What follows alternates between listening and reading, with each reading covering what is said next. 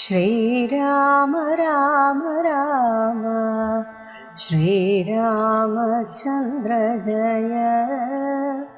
ശ്രീരാമ രാമ രാമ ശ്രീരാമഭദ്ര ജയ.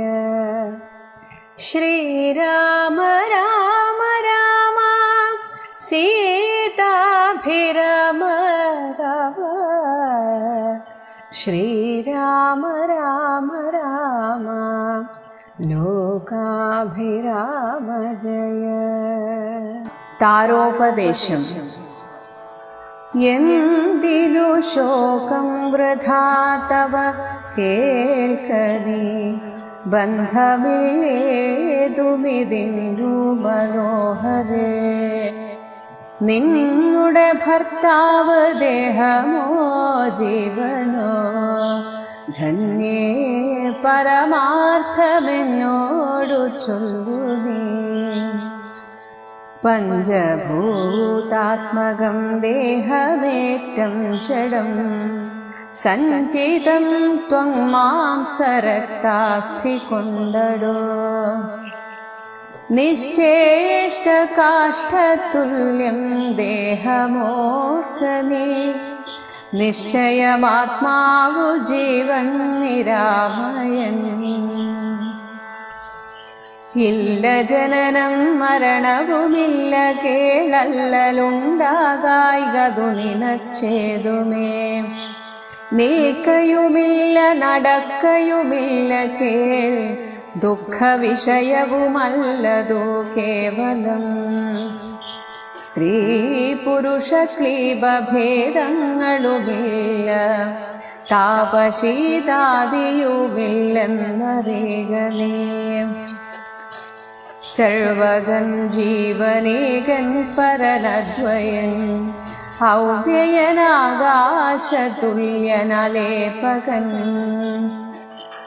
ശുദ്ധമായി നിത്യമായി ജ്ഞാനാത്മകമായ തത്വമോർത്തെന്തു ദുഃഖത്തിനു കാരണം.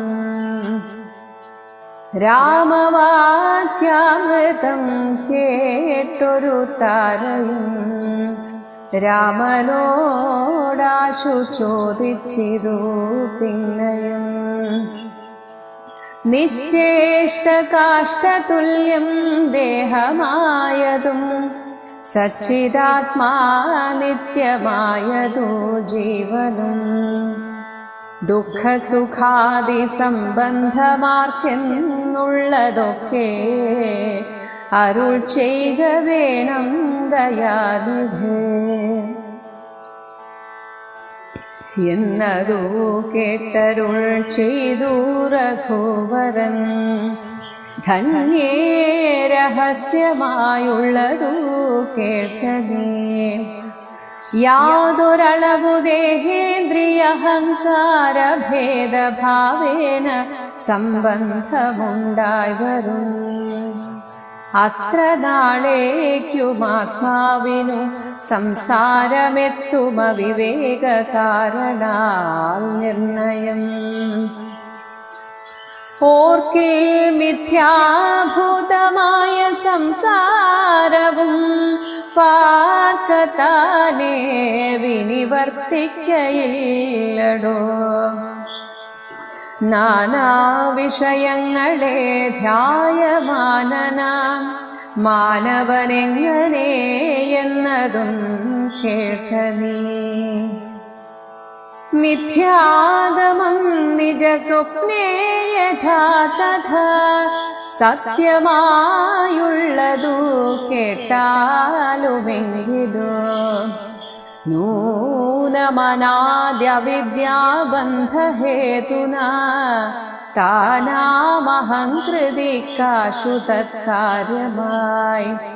സംസാരമുണ്ടാമപാർത്ഥകമായതും, സംസാരമോ രാഗരോഷാദിസങ്കുലം. മാനസം സംസാരകാരണമായതും, മാനസത്തിനു ബന്ധം ഭവിക്കുന്നതും. ആത്മമനസ്സമാനത്വം ഭവിക്കയാലാത്മനസ്തത്കൃത ബന്ധം ഭവിക്കുന്നു. രക്താദി സാന്നിധ്യമുണ്ടാക കാരണം ശുദ്ധസ്ഫടികവും തതുവർണ്ണമായി വരും. വസ്തുതയാ പാർക്കിലില്ല തദ്രഞ്ജനാ ചിത്തേ നിരൂപിച്ചു കാൺകനീ സൂക്ഷ്മമായി. ബുദ്ധീന്ദ്രിയാദി സാമീപ്യമുണ്ടാകയാലെത്തുമാത്മാവിനു സംസാരവും ബലാൽ. ആത്മസ്വലിംഗമായോരു മനസ്സിനെ താൽപര്യമോടു പരിഗ്രഹിച്ചിട്ടല്ലോ തത്സ്വഭാവങ്ങളായുള്ള കാമങ്ങളെ സത്വാദികളാം ഗുണങ്ങളാൽ ബദ്ധനായി സേവിക്കയാൽ അവശത്വം കലർന്നതു ഭാവിക്ക കൊണ്ടു സംസാരേ വലയുന്നു. ആദൗ മനോഗുണാൻ സൃഷ്ട്വാ തതസ്തദാ വേദം വിധിക്കും ബഹുവിധ കർമ്മങ്ങൾ. ശുക്ലരക്താസിത ഭേദഗതികളായി മിക്കതും തത്സമാന പ്രഭാവങ്ങളായി.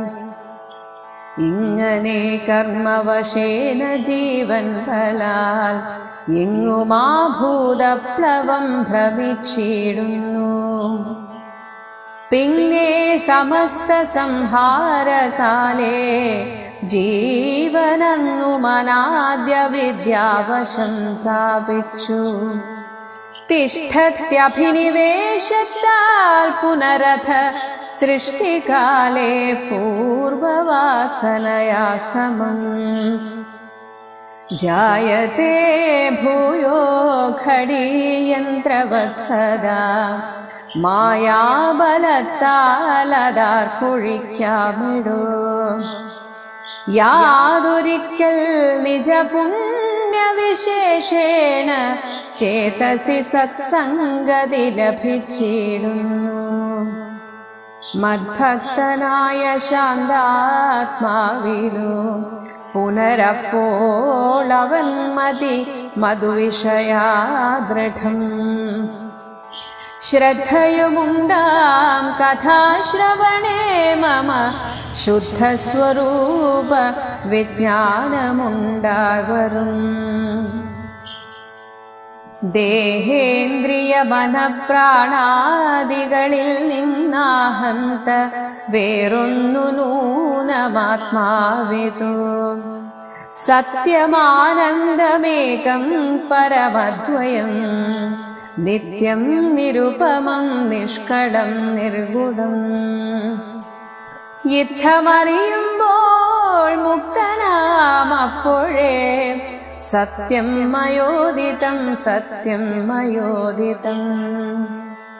യാതൊരുത്തൻ വിചാരിക്കുന്നിതങ്ങനെ ചേതസി സംസാര ദുഃഖമവനില്ല. നീയും അയാ പ്രോക്തമോർത്തു വിശുദ്ധയായി മായാവിമോഹം കളക മനോഹരേ. കർമ്മബന്ധത്തിങ്കൽ നിന്നുടൻ വേർപ്പെട്ടു നിർമ്മല ബ്രഹ്മണി തന്നെ ലയിക്കനേ. ചിത്തേ നിനക്കു കഴിഞ്ഞ ജന്മത്തിങ്കലെത്രയും ഭക്തിയുണ്ടെങ്കലതുകൊണ്ടു രൂപവുമേവം നിനക്കു കാട്ടിത്തന്നു. താപമിനിക്കളഞ്ഞാലുമശേഷം മദ്രൂപമീദൃശം ധ്യാനിച്ചു കൊള്ളുകയും ചെയ്താൽ നിനക്കു മോക്ഷം വരും നിർണയം. കൈതവമല്ല പറഞ്ഞതു കേവലം. ശ്രീരാമവാക്യമാനന്ദേന കേട്ടൊരു താരയും വിസ്മയം പൂണ്ടു വണങ്ങിനാൾ. മോഹമകന്നു തെളിഞ്ഞിതു ചിത്തവും ദേഹാഭിമാനജ ദുഃഖവും പോക്കിനാൾ. ആത്മാനുഭൂതി കൊണ്ടാശു സന്തുഷ്ടയായി ആത്മബോധേന ജീവൻ മുക്തയായിനാൾ. മോക്ഷപ്രദനായ രാഘവൻ തന്നോടു കാൽക്ഷണം സംഗമമാത്രേണ താരയും ഭക്തി മുഴുത്തിട്ടനാദിബന്ധം തീർന്നു മുക്തയായാളൊരു നാരിയെന്നാകിലും.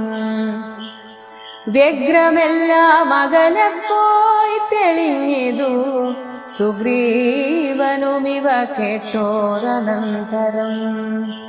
അജ്ഞാനമെല്ലാം അകന്നു സൗഖ്യം പൂണ്ടു വിജ്ഞാനമോടതിസ്വസ്ഥനായാട്ടുലോ.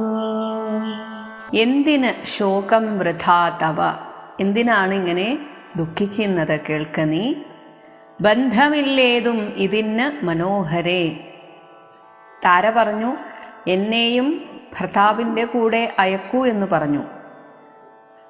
അപ്പോൾ ഭഗവാൻ ചോദിക്കുന്നു, നിന്നുടെ ഭർത്താവ് ദേഹമോ ജീവനോ? ഈ കാണുന്ന ദേഹമാണോ നിന്റെ ഭർത്താവ്, അതോ ജീവനോ? ഈ ദേഹത്തിൽ നിന്ന് പോയിക്കഴിഞ്ഞ ജീവനായിരുന്നോ? ധന്യേ പരമാർത്ഥം എന്നോട് ചൊല്ലു നീ. നിനക്ക് എന്താണ് മനസ്സിലായത് എന്നാൽ എന്നോട് പറയുക. പഞ്ചഭൂതാത്മകം ദേഹമേറ്റം ജഡം. ഇനി നീ നിന്റെ ഭർത്താവ് ഈ ദേഹമായിരുന്നു എന്നാണ് ചിന്തിക്കുന്നതെങ്കിൽ അത് അല്ലെങ്കിലേ ജഡമാണ്. പഞ്ചഭൂതാത്മകമാണിത്. സഞ്ചിതം ത്വങ് മാംസ രക്ത അസ്ഥി കൊണ്ടടോ. ത്വക്ക്, മാംസം, രക്തം, അസ്ഥി തുടങ്ങിയ ജഡവസ്തുക്കളെ കൊണ്ടുണ്ടാക്കിയ ഈ ദേഹമെന്നത് അല്ലെങ്കിലേ ജഡമാണ്. ജീവിച്ചിരിക്കുന്നു എന്ന് നമ്മൾ വിശ്വസിക്കുമ്പോഴേ അത് ജഡമാണ്. ആ ജഡത്തിനെ ആയിരുന്നോ നീ സ്നേഹിച്ചത്? നിശ്ചേഷ്ട കാഷ്ഠതുല്യം ദേഹമോർക്ക നീ. നിശ്ചേഷ്ടം, സ്വയം ഒരു ചേഷ്ടയും ചെയ്യാൻ സാധിക്കാത്ത ഒരു കാഷ്ഠതുല്യം, ഒരു ചുള്ളിക്കമ്പ് പോലെയാണ് ഈ ദേഹം എന്ന് ഓർക്കുക നീ. എന്നാൽ എപ്പോഴാണോ ആ ജീവൻ ആ ദേഹത്തോട് ചേരുന്നത് അപ്പോഴാണ് അത് ജീവസുറ്റതാകുന്നത്. ആ ജീവനാകട്ടെ നിശ്ചയം ആത്മാവ് ജീവൻ നിരാമയൻ. ഒരിക്കലും അതിന് മരണമില്ല. അതിനാകട്ടെ ആ ജീവനാകട്ടെ ഇല്ല ജനനം മരണവുമില്ല കേൾ അല്ലലുണ്ടാകായികതും അത് നിനച്ചേതുമേ. ജീവൻ പോയി എന്ന് വിചാരിച്ചാണ് നീ കരയുന്നതെങ്കിൽ അത് പോവുകയില്ല, അതെപ്പോഴും ഇവിടെ തന്നെയുണ്ട്. അപ്പോൾ പിന്നെ നീ എന്താലോചിച്ചാണ് കരയുന്നത്? ഈ ജീവനാകട്ടെ നിൽക്കയുമില്ല നടക്കയുമില്ല കേൾ. അതിന് ചലനമില്ല, നിശ്ചലമാണ് എന്ന് വെച്ചാൽ അത് എല്ലായിടത്തും ഉണ്ട്. ദുഃഖവിഷയവുമല്ലത് കേവലം സ്ത്രീ പുരുഷ ക്ലീബ ഭേദങ്ങളുമില്ല. ദുഃഖിക്കാൻ അത് എവിടെ നിന്നും പോകുന്നുമില്ല, വരുന്നുമില്ല. അത് സ്ത്രീയല്ല, പുരുഷനല്ല, നപുംസകമല്ല, ഇങ്ങനെ ഒരു ഭേദവും അതിനില്ല. താപശീതാദിയും ഇല്ല, അതിന് ചൂടില്ല, തണുപ്പില്ല. സർവകൻ, എല്ലായിടത്തും പോകാൻ സാധിക്കുന്ന ജീവൻ, ഏകൻ, പരൻ, അദ്വയൻ, അവ്യയൻ, ആകാശതുല്യൻ, അലേപകൻ, ഒന്നിനോടും ഒട്ടിച്ചേരാത്തവൻ, ശുദ്ധമായി നിത്യമായി ജ്ഞാനാത്മകമായ തത്വമോർത്ത് എന്ത് ദുഃഖത്തിന് കാരണം? ഇനി നീ ചിന്തിക്കൂ, നീ ആരെക്കുറിച്ചോർത്താണ് ദുഃഖിക്കുന്നത്? ബാലി എന്ന ഈ ദേഹത്തെയാണോ അതോ ജീവനെയാണോ? രാമവാക്യാമൃതം കേട്ടൊരു താരയും രാമനോടാശു ചോദിച്ചിതു പിന്നെയും. അപ്പോൾ താര ശ്രേഷ്ഠയായ ഒരു സ്ത്രീയാണ്. അതിന് കാരണം ഭഗവാൻ അവസാനം പറയുന്നുണ്ട്. ഇത് കേട്ട ഉടനെ തന്നെ താരയുടെ ഉള്ളിൽ ഒരു ശിഷ്യഭാവമുണർന്നു, ജിജ്ഞാസ വന്നു. അങ്ങനെ ചോദിക്കുകയാണ്, നിശ്ചേഷ്ട കാഷ്ഠതുല്യം ദേഹമായതും സച്ചിദാത്മാ നിത്യമായത് ജീവനും. ഭഗവാനെ അങ്ങ് പറഞ്ഞു, ഈ ദേഹം എന്നത് സ്വന്തമായി ചേഷ്ടയില്ലാത്ത ജഡമാണ്. അതിന് ജീവൻ കൊടുക്കുന്ന ജീവനാകട്ടെ എപ്പോഴും സച്ചിദാത്മ, അതായത് എപ്പോഴും പൂർണ്ണനായിട്ടുള്ള പ്രകാശ സ്വരൂപമായിട്ടുള്ളതാണ്. എങ്കിൽ പിന്നെ ദുഃഖ സുഖാദി സംബന്ധമാർക്കെന്നുള്ളതൊക്കെ അരുൾ ചെയ്യുക വേണം ദയാനിധേ. അപ്പോൾ പിന്നെ ആരാണ് ഈ ദുഃഖിക്കുന്നത് സുഖിക്കുന്നത്? ഇത് എങ്ങനെ പൊരുത്തപ്പെടുന്നു? ദേഹത്തിന് ഒരു ചേഷ്ടയുമില്ല, ദുഃഖവുമില്ല, സുഖവുമില്ല, കാരണം അത് ജഡമാണ്. ഇനി അതിന് ചൈതന്യം കൊടുക്കുന്ന ജീവനാകട്ടെ എപ്പോഴും ആനന്ദമയമാണ് എന്നും പറഞ്ഞു. അപ്പോൾ പിന്നെ ഈ ദുഃഖമാർക്കാണ്, സുഖമാർക്കാണ് എന്നത് കേട്ടരുൾ ചെയ്തു രഘുവരൻ ധന്യേ, രഹസ്യമായുള്ളത് കേൾക്ക നീ. അത് കേൾക്കാനുള്ള അർഹത താരയ്ക്കുള്ളതുകൊണ്ട് ഞാനിതാ പറഞ്ഞു തരുന്നു എന്നാണ് ഭഗവാൻ പറയുന്നത്. യാതൊരളവ് ദേഹേന്ദ്രിയ അഹങ്കാര ഭേദഭാവേന സംബന്ധമുണ്ടായി വരും, അത്ര നാളേക്കും ആത്മാവിന് സംസാരമെത്തും അവിവേക കാരണാൽ നിർണയം. എന്തുകൊണ്ട് ദുഃഖം വരുന്നു, ഞാൻ സുഖിക്കുന്നു, ഇതൊക്കെ തോന്നുന്നു? എത്ര കാലം, അതാണ് യാതൊരളവ്. ദേഹ ഇന്ദ്രിയ അഹങ്കാരം, ഇവിടെ ഈ ദേഹം ഇന്ദ്രിയം അഹങ്കാരം ഇതിനോടൊക്കെ ഞാനാണ് ഇത് എന്ന ഒരു സംബന്ധമുണ്ടായി വരുന്നത്. അത്ര നാളേക്ക് ആത്മാവിന് സംസാരം എത്തും. അത്ര നാളേക്കാണ് ഈ ആത്മാവിന് ഞാൻ ദുഃഖിക്കുന്നു സുഖിക്കുന്നു എന്നൊക്കെ തോന്നുന്നത്. എപ്പോഴും പറയുന്ന ഉദാഹരണമാണ്. അരണ്ട വെളിച്ചത്തിൽ കയറ് കണ്ട് പാമ്പായിട്ട് തോന്നി, അപ്പോൾ പേടിച്ചു. എത്ര കാലം അത് എത്ര സമയം അത് പാമ്പാണ് എന്ന് വിചാരിച്ചുവോ അത്ര സമയം ദുഃഖം. എന്നാൽ സത്യം അറിഞ്ഞപ്പോൾ ദുഃഖമില്ല. ഇതേപോലെ തന്നെ ഓർക്കിൽ മിഥ്യാഭൂതമായ സംസാരവും പാർക്ക താനേ വിനിവർത്തിക്കയില്ലടോ. എന്നാൽ ഈ സങ്കല്പത്തെ നമുക്ക് തള്ളി മാറ്റാൻ സാധിക്കില്ല, മായയെ തള്ളി മാറ്റാൻ. അതാണ് തനിയെ അതങ്ങ് പൊയ്ക്കൊള്ളുമെന്ന് ചിന്തിക്കരുത്, വിനിവർത്തിക്കയില്ല. നാനാവിഷയങ്ങളെ ധ്യായമാനനാ മാനവൻ എങ്ങനെ എന്നതും കേൾക്ക നീ. എന്താണ് ഈ സങ്കല്പം? എന്തുകൊണ്ട് ഈ സങ്കല്പം തോന്നുന്നു? ഇങ്ങനെ നാനാവിഷയങ്ങളെ ധ്യാനിക്കുന്ന മനുഷ്യന്റെ ഒരു സ്ഥിതി എന്താണെന്ന് ഞാനൊരു ഉദാഹരണ സഹിതം പറഞ്ഞു തരാം. മിഥ്യാഗമം നിജ സ്വപ്നെ യഥാ തഥാ. നിങ്ങളൊരു സ്വപ്നം കാണുന്നു, ആ സ്വപ്നത്തിൽ നിങ്ങളെ ദുഃഖിപ്പിക്കുന്ന പലതും കാണുന്നു. അപ്പോൾ നിങ്ങൾ ശരിക്കും ദുഃഖിക്കുന്നതായിട്ട് തോന്നുന്നു. എന്നാൽ എപ്പോൾ ആ സ്വപ്നത്തിൽ നിന്നുണരുന്നുവോ അപ്പോൾ മനസ്സിലാക്കുന്നു താൻ ദുഃഖിച്ചത് വെറുതെയായിരുന്നു. അതാണ് സത്യമായുള്ളത് കേട്ടാലുമെങ്കിലോ. ഇതേപോലെയാണ് നിങ്ങൾ ആ സത്യത്തെ അറിയുന്നത് വരെ ഈ ഒരു മായയാകുന്ന സ്വപ്നത്തിൽ ദുഃഖിക്കുന്നത് സുഖിക്കുന്നത്. നൂനം അനാദ്യ അവിദ്യാബന്ധഹേതുന താനാം അഹംകൃതിക്കാശു തത്കാര്യമായി. അനാദിയായിട്ടുള്ള ആ പരമാത്മാവിൻ്റെ ശക്തിസ്വരൂപിണിയായിട്ടുള്ള മായയും അനാദിയാണ്. അത് അവിദ്യാബന്ധഹേതുന, നമ്മെ അജ്ഞാനത്തിൽ ബന്ധിപ്പിച്ചിട്ട് അങ്ങനെ താനാകുന്ന ജീവാത്മാവിന് അഹംകൃതി, അഹങ്കാരം, ഒരു വ്യക്തിബോധമുണ്ടാകുന്നു. തത്കാര്യമായി, അതിൻ്റെ കാര്യമായിട്ട്, അത് കാരണമായിട്ട് സംസാരമുണ്ടാം, ഈ ഒരു ലോകമുണ്ട് എന്നൊരു തോന്നലുണ്ടാകുന്നു. അതാകട്ടെ അപാർത്ഥകമായതും അതൊരർത്ഥവുമില്ലാത്തതാണ്. സംസാരമോ രാഗരോഷാദിസങ്കുലം. ഈ സംസാരമാകട്ടെ രാഗം, അറ്റാച്ച്മെൻ്റ് ഉള്ളതാണ്. അതുകൊണ്ട് തന്നെ അതിൽ നിന്ന് നമുക്ക് ദുഃഖവും, രോഷം എന്നതുകൊണ്ട് ഇവിടെ ദുഃഖം ഉണ്ടാകുന്നു. ഇനി എന്തുകൊണ്ട് ഈ സംസാരബന്ധം? മാനസം, അതാണ് സംസാര കാരണമായതും മാനസത്തിന് ബന്ധം ഭവിക്കുന്നതും. മനസ്സ് സങ്കല്പിച്ചെടുക്കുന്നതാണ് ഈ ലോകം. അങ്ങനെ മനസ്സ് സങ്കല്പിച്ചിട്ട് ആത്മമനസ്സമാനത്വം, ആ ജീവനെ താനായി ധരിക്കുന്ന മനസ്സ് തനിക്ക് ദുഃഖമുണ്ട് എന്ന ആ ഒരു സമാനത ഭവിക്കയാൽ ആത്മനഃ തത്കൃത ബന്ധം ഭവിക്കുന്നു. അങ്ങനെ ഈ ആത്മാവിന് താനെന്ന ബോധത്തിനാണ് ഈ സുഖം ദുഃഖം എന്നൊക്കെ ഉള്ള ബന്ധമെന്ന് മനസ്സ് കരുതുകയാണ് ചെയ്യുന്നത്. രക്താദി സാന്നിധ്യമുണ്ടാക കാരണം ശുദ്ധ സ്ഫടികവും തതുവർണ്ണമായി വരും.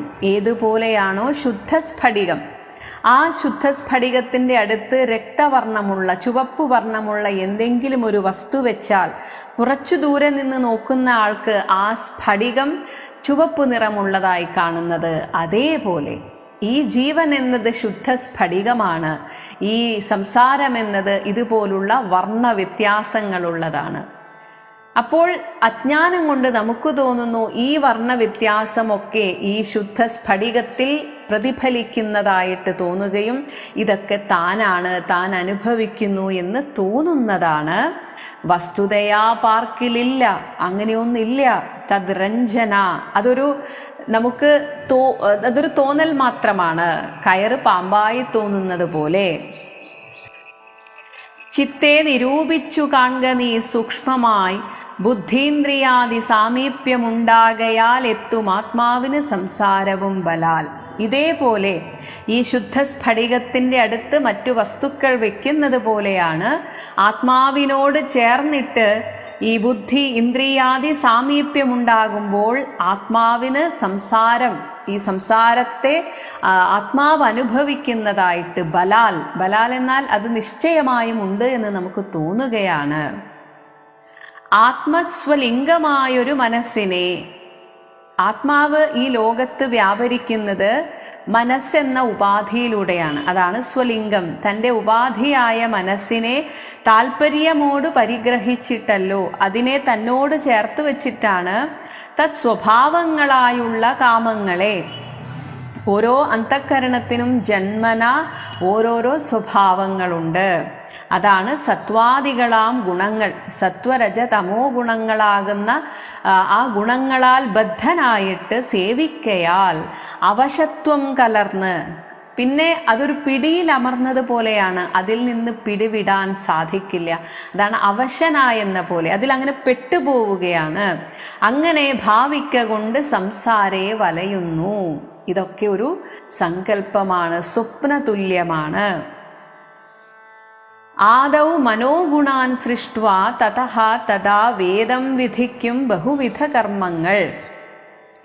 മനസ്സിൻ്റെ ഗുണമാണ് എല്ലാ കർമ്മങ്ങളും നമ്മെ കൊണ്ട് ചെയ്യിക്കുന്നത്. അതാണ് മനോഗുണാൻ സൃഷ്ടുവ. ആദ്യം മനസ്സിൻ്റെ ഗുണങ്ങളെ ഉണ്ടാക്കിയിട്ട് പിന്നെ വേദം വിധിക്കുന്ന ബഹുവിധ കർമ്മങ്ങളാൽ ശുക്ല രക്ത അസിത ഭേദഗതികളായി മിക്കതും തത്സമാന പ്രഭാവങ്ങളായി.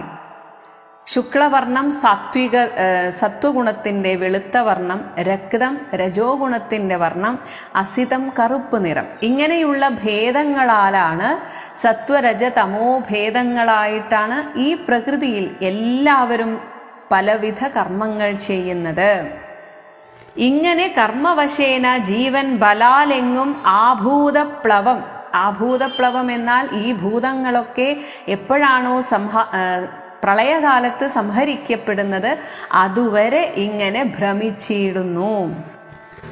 പിന്നെ സമസ്ത സംഹാരകാലെ ജീവൻ അന്നും അനാദ്യ അവിദ്യാവശം പ്രാപിച്ചു.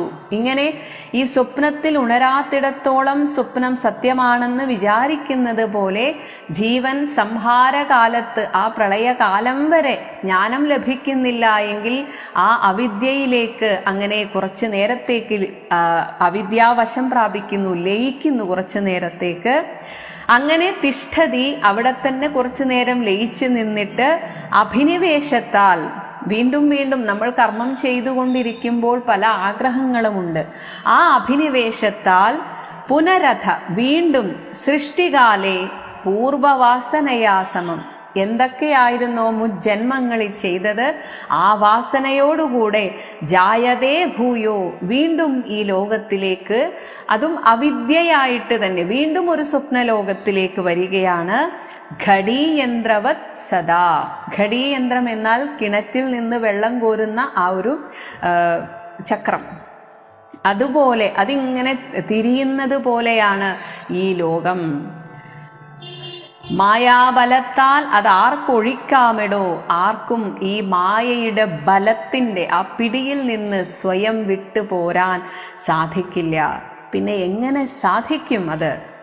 യാതൊരിക്കൽ നിജ പുണ്യവിശേഷേണ, എന്തായാലും എന്തെങ്കിലുമൊക്കെ പുണ്യങ്ങൾ എപ്പോഴെങ്കിലുമൊക്കെ ആയിട്ട് ചെയ്യും. അങ്ങനെ ചെയ്യുമ്പോൾ ചേതസി സത്സംഗതി ലഭിച്ചിടുന്നു. അങ്ങനെ ഒരു സത്സംഗത്തിനുള്ള അവസരം ഭഗവാനായിട്ടൊരുക്കി കൊടുക്കുന്നു.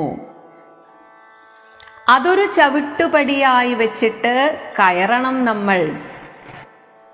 അങ്ങനെ ഒരു സത്സംഗം ലഭിക്കുമ്പോൾ മദ്ഭക്തനായ ശാന്താത്മാവിന് പുനരപ്പോൾ അവൻ മതി, അവൻ്റെ ബുദ്ധി മദ്വിഷയാ ദൃഢം, ഞാനാകുന്ന പരമാത്മാവിൻ്റെ വിഷയത്തിലേക്ക് അവൻ്റെ ശ്രദ്ധ തിരിയുന്നു ദൃഢമായിട്ട്.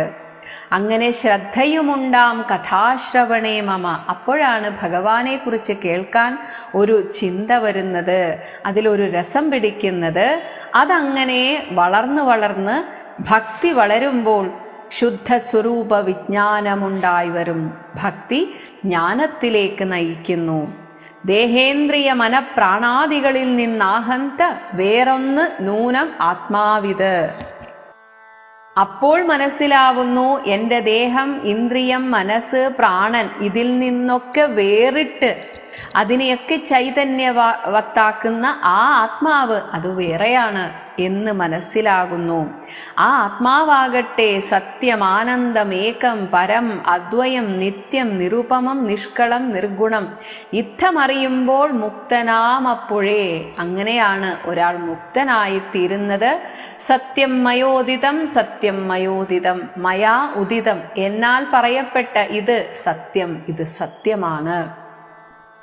യാതൊരുത്തൻ വിചാരിക്കുന്നിതങ്ങനെ ചേതസി സംസാര ദുഃഖം അവനില്ല.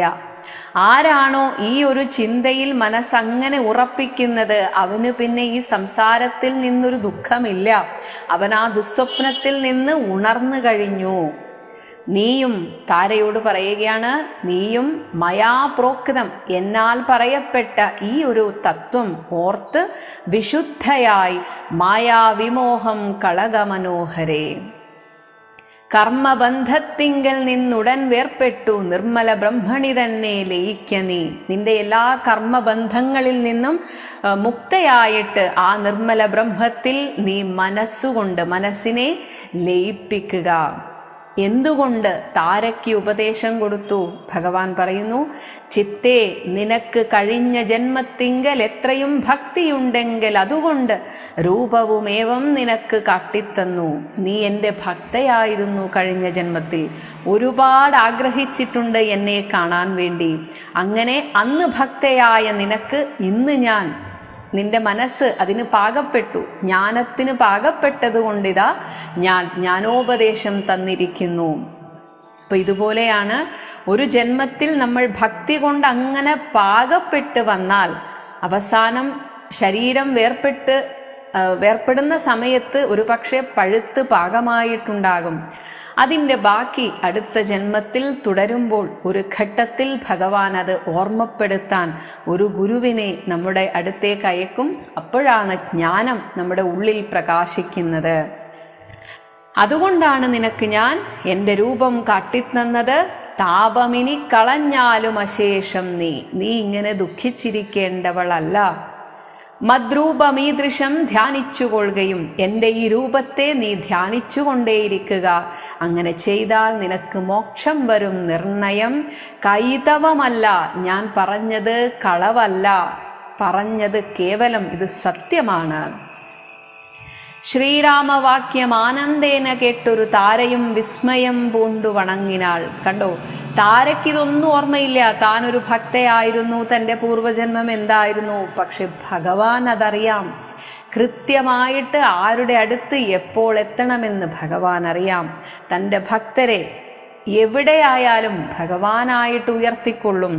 നമ്മൾ മറന്നുപോയാലും ഭഗവാൻ വരും നമ്മുടെ അടുത്തേക്ക്. അതാണ് ഇവിടെ കാണിക്കുന്നത്. താര വിസ്മയം പൂണ്ടു, തൻ്റെ പൂർവജന്മം പറഞ്ഞിരിക്കുകയാണ്, താൻ ആരായിരുന്നു എന്ന്. മോഹമകന്ന് തെളിഞ്ഞിതൂ ചിത്തവും ദേഹാഭിമാനജ ദുഃഖവും പോക്കിനാൾ. ഇത് പെട്ടെന്നുണ്ടായ ഒരു ഉപദേശം കൊണ്ട് നേടിയതല്ല. അതാണ് പറഞ്ഞത്, കഴിഞ്ഞ ജന്മത്തിൽ പാകമായിട്ടിരിക്കുകയായിരുന്നു. അങ്ങനെ പാകമായ ആ പഴുത്ത പഴമായിട്ടിരിക്കുന്ന താരയുടെ മനസ്സ്, അന്തഃകരണത്തെ ഭഗവാനാകുന്ന കാറ്റു വന്നടിച്ചപ്പോൾ അത് താഴേക്ക് വീഴുകയാണ്, ഞെട്ടറ്റ് വീഴുകയാണ് ചെയ്യുന്നത്. അതാണ് മോഹമകന്നു തെളിഞ്ഞിതു ചിത്തവും, ഉള്ളിൽ നിന്ന് ദുഃഖം എന്നത് അകന്നു, ചിത്തം തെളിഞ്ഞു. ദേഹാഭിമാനജം, ഈ ദേഹമായിരുന്നു ഞാൻ എന്ന ചിന്തയൊക്കെ പോയി. അങ്ങനെ ദുഃഖവും പോയി. ആത്മാനുഭൂതി കൊണ്ടാശു സന്തുഷ്ടയായി ആത്മബോധേന ജീവൻ മുക്തയായിനാൾ.